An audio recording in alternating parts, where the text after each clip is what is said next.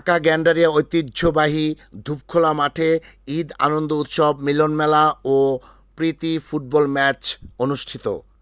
পবিত্র ঈদুল ফিতরের দ্বিতীয় দিন মঙ্গলবার ঢাকা গ্যান্ডারিয়া ঐতিহ্যবাহী ধূপখোলা মাঠে ঈদ আনন্দ উৎসবের অংশ হিসেবে গ্যান্ডারিয়া সোনালী অতীত সাবেক ফুটবলারদের মিলন মেলা ও প্রীতি ম্যাচ অনুষ্ঠানে আয়োজক হিসেবে উপস্থিত ছিলেন গ্যান্ডারিয়া সোনালী অতীত খেলোয়াড় কল্যাণ সোসাইটির সভাপতি মোহাম্মদ লিয়াকত আলী ভূঁইয়া, সাধারণ সম্পাদক মোহাম্মদ গোলাম মোস্তফা স্বপন, গ্যান্ডারিয়া সোনালী অতীত ফুটবল একাডেমির সভাপতি মোহাম্মদ আতাউর রহমান খান আতা, সাধারণ সম্পাদক মোহাম্মদ আব্দুল কাইয়ুম সরকার, সিনিয়র সভাপতি হাজী মজনু আহমদ হীরা।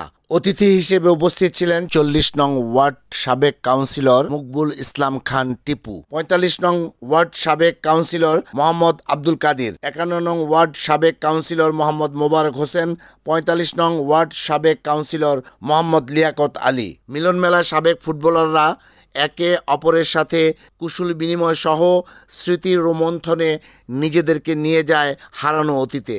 এই স্মৃতিকে ধরে রাখতে প্রীতি ফুটবল ম্যাচে দুটি খেলার আয়োজন করে আয়োজক বৃন্দ।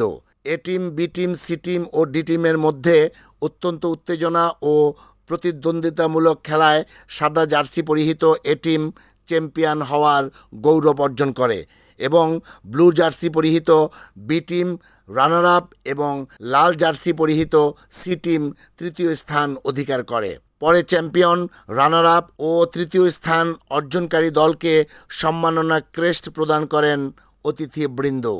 Report S K Mamun, NAN TV, Dhaka.